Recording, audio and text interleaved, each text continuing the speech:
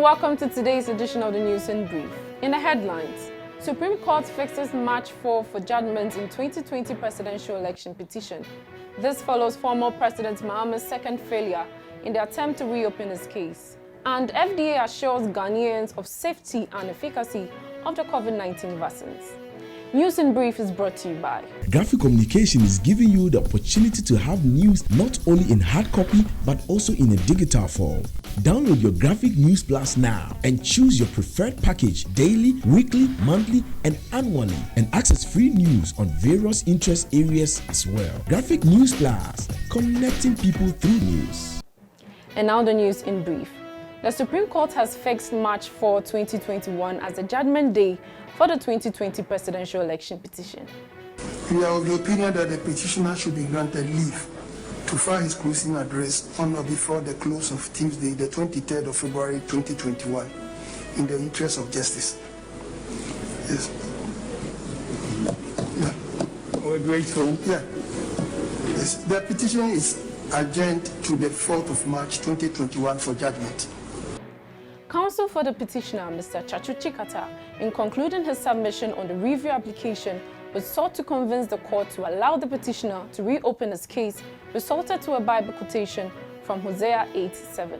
As Aqua indicated in the Koblex case, heeding the promptings of conscience, as he put it, heeding fidelity to the judicial oath,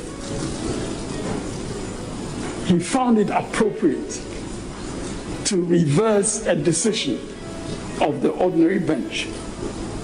May each of your lordships decide in accordance with your conscience and your judicial oath.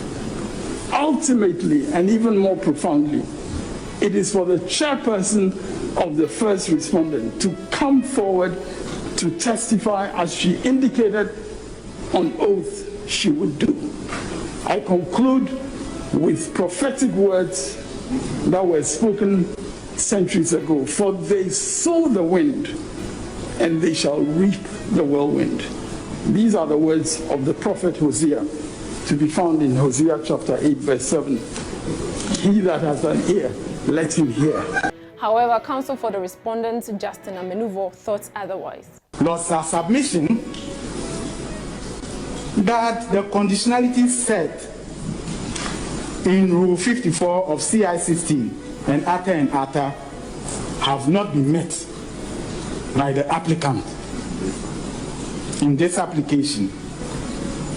Lords, with the greatest respect, the grounds are basically an academic treatise of alleged erroneous pronouncements made by your Lordship panel of 7. Indeed, if we want to give some credit to the grounds, my lords, they are at best additional grounds that have been filed without leave of your court in terms of an appeal, but they do not form grounds for review for which my lords should grant this application. The Supreme Court has, however, dismissed the second attempt by Mr. Mahama to reopen his case through a review application. The 9-member panel justices, in a unanimous ruling, held that the application for review failed to meet the criteria as set out in Rule 54 of the Supreme Court rules. This court has retreated several times without number that the review jurisdiction of this court is not an appellate jurisdiction, but a special one. Accordingly, an issue of law that has been canvassed before a bench of 5 and on which the court has made a determination cannot be revisited in a review application simply because the losing party does not agree with the determination. This, unfortunately, is the substance that the current application before this court is. End of quote.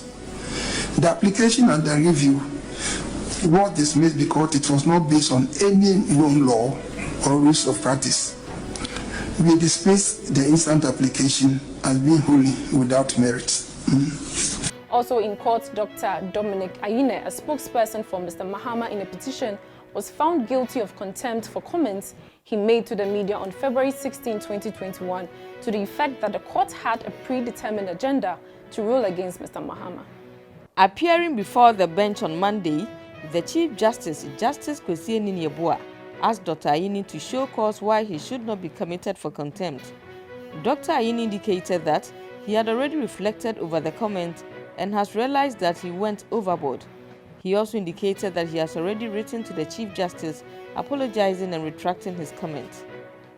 And do for your client is to let him go back and purge the contempt. Yes, he spoke to the whole world on television. Yes, he should tell the people that he's very, very sorry. What he did was wrong, and that is all.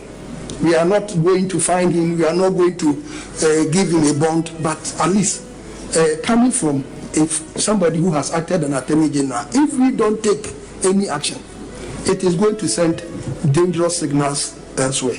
That is all what we want to do for him. So if he does it today, the court will assemble on Thursday and just strike out this matter. That is all. I remember on the 16th of February when I finished addressing the press, he walked up to me and reminded me that the phrase that I had used, that there was a predetermined agenda, had crossed the line. And that is when I started thinking about whether or not I had crossed the line. And I agree absolutely with Mr. Frank Davis and those of you who think that I crossed the line on that day. I wish to unreservedly apologize to the court, that is the Supreme Court of the Republic of Ghana, as well as the justices in particular who sat on that day. There was no intention on my part to impugn their integrity. I was just expressing a sentiment with respect to the ruling of that day. And I want to render an unqualified apology and to retract the words that I used on that day in their entirety. Away from the courts, the Food and Drugs Authority is assuring Ghanaians that adequate safety and quality assurance has been done in authorizing 2 COVID-19 vaccines, which are yet to be administered in Ghana.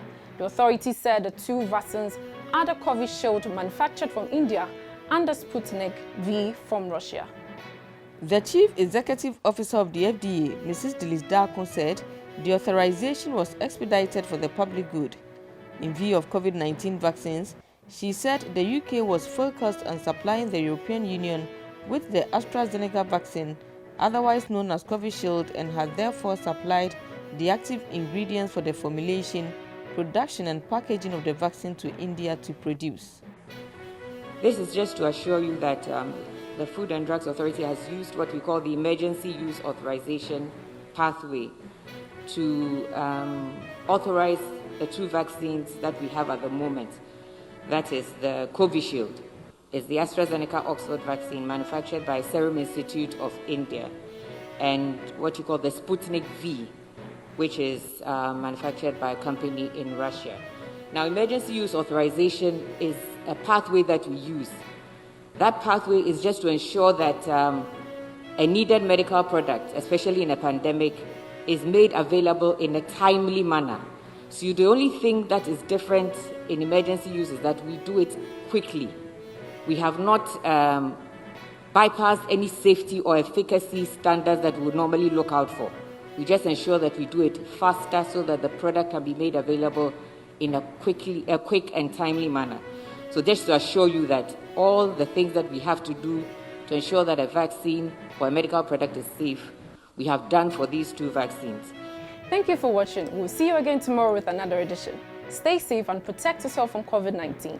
For more news, visit graphic.com.gh or log on to Facebook at Daily Graphic, on YouTube at Graphic GH. I am Juliet Echansafo.